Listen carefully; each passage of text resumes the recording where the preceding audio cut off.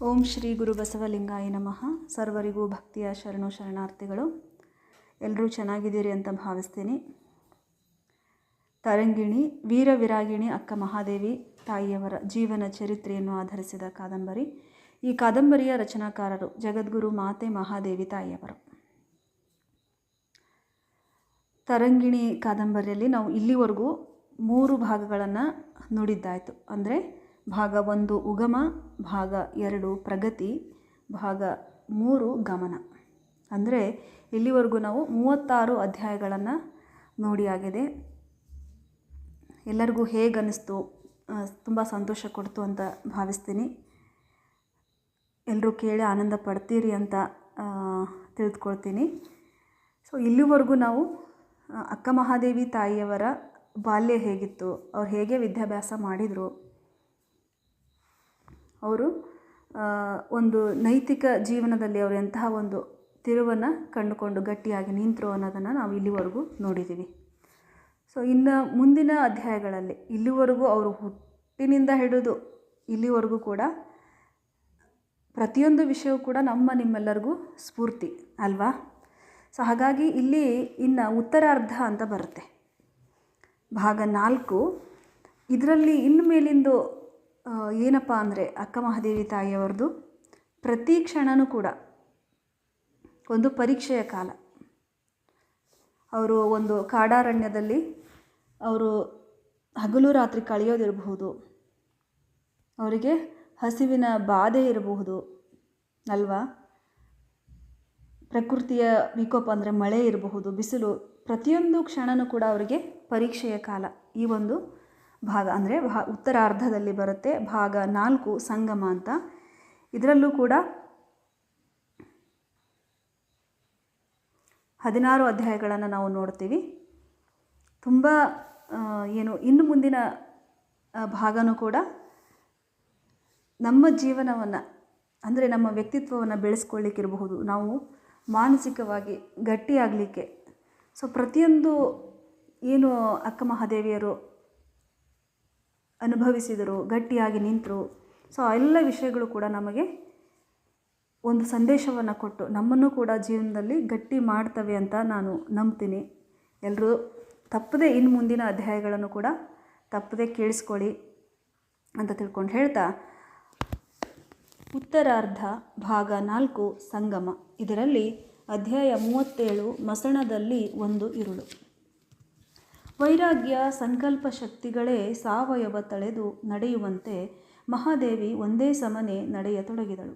ಉಡುತಡಿಯ ವಲಯವನ್ನು ದಾಟುವವರೆಗೆ ಪರಿಚಿತ ಮುಖಗಳು ಕಾಣತೊಡಗಿದ್ದವು. ಆ ವಲಯವನ್ನು ದಾಟಿದ ನಂತರ ಪರಿಚಿತ ಮುಖಗಳು ಕಾಣದಂತಾದವು. ದಟ್ಟವಾದ ನಿಸರ್ಗದ ನಡುವೆ ಬಂಡಿದಾರಿಯ ಗುಂಟ ನಡೆಯತೊಡಗಿದ್ದಳು. ತಲೆಯ ತುಂಬ ಹೊಯ್ದಾಡುವ ಭಾವನೆಗಳ ಆವೇಶದಿಂದ ದಾರಿ ಸವೆದದ್ದು ತಿಳಿಯಲಿಲ್ಲ. ಕಾಲು ಯಾಂತ್ರಿಕವಾಗಿ ನಡೆಯುತ್ತಿರೆ, ತಲೆ ತನ್ನ ಪಾಡಿಗೆ ತಾನು ವಿಚಾರ ಮಾಡುತ್ತಲಿತ್ತು. ಅದೇ ಆವೇಶದಲ್ಲಿ 2 ಹರದಾರಿಗಳನ್ನು ತುಳಿದಿದ್ದಳು. ಮಟಮಟ ಮಧ್ಯಾಹ್ನದ ಸುಡುವ ಬಿಸಿಲು ಕೋಮಲ ದೇಹವನ್ನು ಕಾವೇರಿಸಿ ಬೆವರನ್ನು ಹರಿಸತೊಡಗಿತು. ಬಹಳಷ್ಟು ಕಷ್ಟಪಟ್ಟು ಇನ್ನೂ ಒಂದು ಹರದಾರಿಯನ್ನು ಸವೆಸಿದಳು. ಆದರೆ ಕಾಲುಗಳು ಅಳತೊಡಗಿ ಚಂಡಿ ಹಿಡಿದು ನೆಲಕ್ಕೆ ಕುಳಿತು ರೋಧಿಸುವ ಮಗುವಿನಂತೆ ಮುಂದೆ ನಡೆಯಲಾರೆವು ಎಂದು ಹಠ ಹಿಡಿದವು. ಅಷ್ಟರಲ್ಲಿ ಹಳ್ಳಿಯೊಂದು ಖಂಡಿತ ಅಷ್ಟೇ ಅಲ್ಲ, ಊರ ಹೊರಗಿನ ಸಿಹಿ ನೀರಿನ ಬಾವಿಯು ಕಣ್ಣಿಗೆ ಬಿದ್ದು ಬಾವಿಯ ಬಳಿಗೆ ಹೋದಳು. ಹೆಂಗಳೆಯರು ನೀರು ಸೇದುವುದನ್ನು ಅರ್ಧಕ್ಕೆ ನಿಲ್ಲಿಸಿ ಬೆಪ್ಪಾಗಿ ಮಿಕಿಮಿಕಿ ನೋಡತೊಡಗಿದರು. ಅವ್ವ, ಸ್ವಲ್ಪ ನೀರನ್ನೆರೆಯುವಿರಾ? ಅವರನ್ನು ಕೇಳಿದಳು. ಯವ್ವಾ, ಎಂಥ ಸಣ್ಣನ ಮಗಳೇ, ಹುಚ್ಚು ಹಿಡಿದಂತೆ ಕಾಣುತ್ತೆ, ಪಾಪ, ಬಂಗಾರದ ಗೊಂಬೆ ಹಂಗಾಯಿತೆ, ಏನು ಹಣೆ ಬರಹೋ, ಬತ್ತಲೆ ನಡೆದೈತೆ, ಹಿರಿಯ ಹೆಂಗಳೆ ಹೇಳಿದಳು. ಏನು ದೇವರೋ, ಅವನಿಗೆ ಮನಸಾರೆ ಹೆಂಗ ಬಂತು, ದೃಷ್ಟಿಯಾಗುವಂಥ ಚೆಲ್ವೆ, ಹುಚ್ಚು ಹಿಡಿಸಿದಾನೆ, ಮತ್ತೊಬ್ಬಳು ಮರೂಕದಿಂದ ನುಡಿದಳು. ಮಹಾದೇವಿ ವಿಫಲಳಾದಳು. ಹುಚ್ಚು ಹುಚ್ಚು, ಹೌದು, ನಿಮ್ಮದು ನನಗೆ ಹುಚ್ಚು, ನನ್ನದು ನಿಮಗೆ ಹುಚ್ಚು, ಮನದಲ್ಲೇ ಅಂದುಕೊಂಡಳು. ಯಾವುರಮ್ಮ ನಿನ್ನದು? ಇನ್ನೊಬ್ಬಾಕೆ ಕೇಳಿದಳು. ಇದ್ದುದೇ ಊರು ತಾಯಿ, ನನ್ನದು ಅನ್ನುವುದು ಯಾವುದೂ ಅಲ್ಲ, ಮಹಾದೇವಿ ಹೇಳಿದಳು. ಬೇಗನೆ ನೀರನ್ನು ಕುಡಿದು ಮುಂದೆ ಹೋಗಲು ಅವಸರಿಸಿದಳು. ನಿಸರ್ಗದ ನಿಯಮದಂತೆ ಹೊಟ್ಟೆ ಕರಕರ ಅನ್ನುವುದೇ ಅಲ್ಲದೆ ಕಾಲುಗಳ ಶಕ್ತಿಯನ್ನೂ ಕಿತ್ತುಕೊಂಡು ಅವುಗಳು ನಡೆಯದಂತೆ ಆಜ್ಞಾಪಿಸುತ್ತಿತ್ತು. ಆ ಹಳ್ಳಿಯನ್ನು ದಾಟಿ ಮುಂದೇನಾದರೂ ಹಾಳುಗುಡಿ ಸಿಕ್ಕರೆ ಅಲ್ಲಿ ಆಶ್ರಯ ಹೊಂದಿ ಇರಬಹುದು ಎಂದುಕೊಂಡು ಬರುವುದರಲ್ಲೇ ಊರ ಕಡೆಗೆ ಸಾಗುವ ಹಳ್ಳಿಯ ಹುಡುಗರ ಗುಂಪೊಂದು ಕಂಡಿತು. ನಗ್ನಳಾಗಿ ನಡೆಯುವ ಆಕೆಯನ್ನು ಕಾಣುತ್ತಲೇ ಹುಡುಗರ ಗುಂಪು ಕೇಕೆ ಹಾಕಿ ಹುಚ್ಚಿ ನೋಡ್ರೋ ಎಂದು ಕೂಗಿತು. ಲೇ ಹುಚ್ಚಿ ಎಂದು ಒಬ್ಬನು ಕಲ್ಲನ್ನೆತ್ತಿಕೊಂಡು ಬೀಸುತ್ತಲೇ ಉಳಿದವರು ಒಬ್ಬೊಬ್ಬರಾಗಿ ದಾರಿಯಲ್ಲಿದ್ದ ಕಲ್ಲುಗಳನ್ನು ಎತ್ತಿಕೊಂಡು ಬೀಸತೊಡಗಿದರು. ಮಹಾದೇವಿಯ ಮೈಗೆ ರಪ್ಪೆಂದು ಬಡಿದು ರಕ್ತ ಸುರಿಯತೊಡಗಿತು. ಅಣ್ಣ, ನಾನು ಹುಚ್ಚಿ ಅಲ್ಲವಪ್ಪ ಎಂದು ಆ ಹೊಡೆತಗಳನ್ನು ತಾಳಲಾರದೆ ಚೀರಿ ಹೇಳಿದಳು. ಮುಚ್ಚೆ ಬಾಯಿ, ಹುಚ್ಚಿ ಅಲ್ದಿದ್ರೆ ಬತ್ತಲೆ ಹೋಗ್ತಿದ್ದೀಯಾ? ಇನ್ನೂ ವೇಗದಿಂದ ಕಲ್ಲು ಬೀಸಿದಾಗ ತಲೆಗೆ ಕಲ್ಲು ಬಿದ್ದು ಬಲವಾದ ಪೆಟ್ಟಾಗಿ ಪ್ರಜ್ಞೆ ತಪ್ಪಿ ನೆಲಕ್ಕುರುಳಿದಳು. ಆಕೆ ಪ್ರಜ್ಞೆ ತಪ್ಪಿ ಬಿದ್ದುದನ್ನು ಕಂಡು ಭಯಗೊಂಡ ಹುಡುಗರು ಕಲ್ಲುಗಳನ್ನು ಬೀಸಾಡಿ ಓಡಿ ಹೋದರು. ಮಹಾದೇವಿಗೆ ಎಚ್ಚರವಾದಾಗ ಸೂರ್ಯ ಪಶ್ಚಿಮ ದಿಕ್ಕಿಗೆ ಜಾರಲು ಒಂದು ಮಾರು ದೂರವಿದ್ದ. ತಲೆಯಿಂದ ಸುರಿದ ರಕ್ತ ಅಲ್ಲೇ ಹೆಪ್ಪುಗಟ್ಟಿ ಕೂದಲ ಮೇಲೆ ನಿಂತಿತ್ತು. ಅಂಗಾಲುಗಳು ಬಾತುಕೊಂಡು ಬೊಬ್ಬೆಗಳು ಕಾಣುತ್ತಿದ್ದುದಲ್ಲದೆ ಹಿಮ್ಮಡಿ ಒಡೆದು ರಕ್ತ ಒಸರುತ್ತಿತ್ತು. ಒಂದು ಕಡೆ ಬೆವರು ಹರಿಯುತ್ತಿದ್ದರೆ ಮತ್ತೊಂದು ಕಡೆ ಗಾಯದ ರಕ್ತ ಗಟ್ಟಿಗೊಂಡಿತ್ತು. ಮಾಂಸಖಂಡಗಳು ದನಿ ತೆಗೆದು ಅಳುತ್ತಿದ್ದವು. ಮೆಲ್ಲನೆ ಎದ್ದು ಸಾವರಿಸಿಕೊಂಡು ಕುಳಿತಳು. ಮನಸ್ಸು ಗಾಳಿಗೊಡ್ಡಿದ ಸೊಡರಿನಂತೆ ಹೊಯ್ದಾಡತೊಡಗಿತು. ಯಾರೋ ಅಟ್ಟಹಾಸದಿಂದ ನಕ್ಕಂತಾಯಿತು. ಬೆಚ್ಚಿಬಿದ್ದಳು.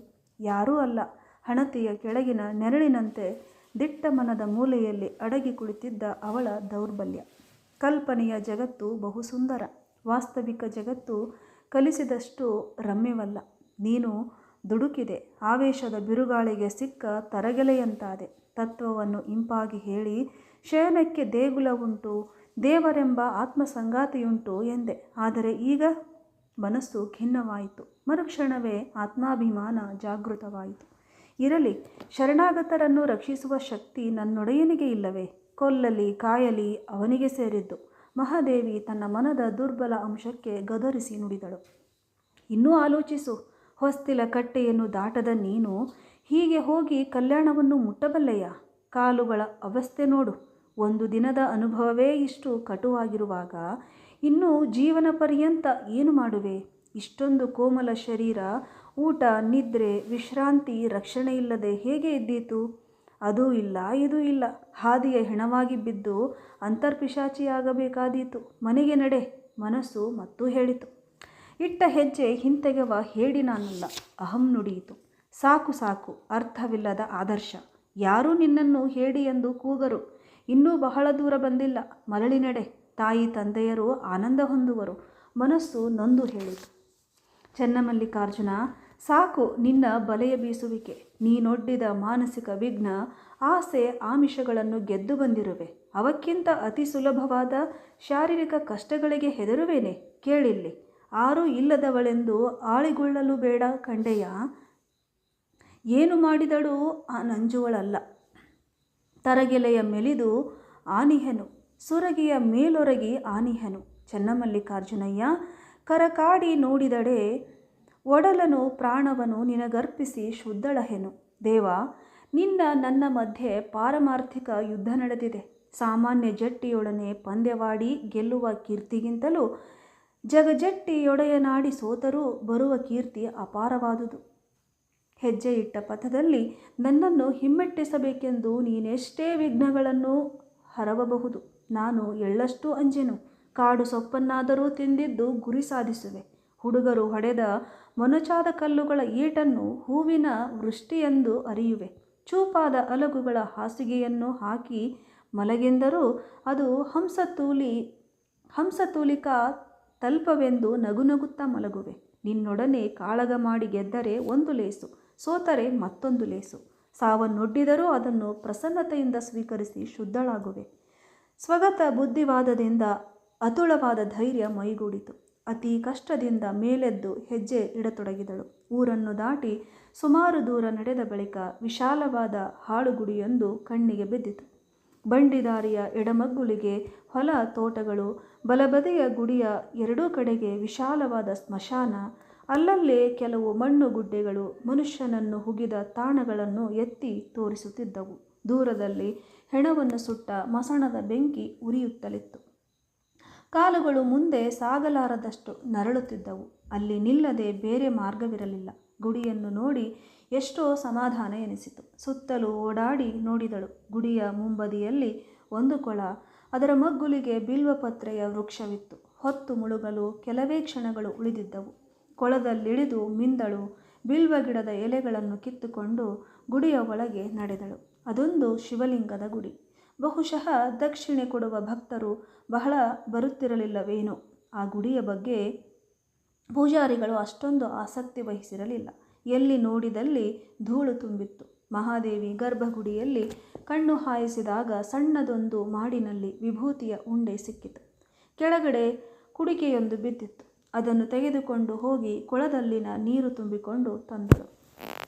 ಪಾಪ, ನೀನೊಬ್ಬನೇ ಮಸಣ ಕಾಯುತ್ತಿದ್ದೆಯೇನೋ, ಅದಕ್ಕೆ ನನ್ನನ್ನು ಉಳಿಸಿಕೊಂಡೆಯಾ?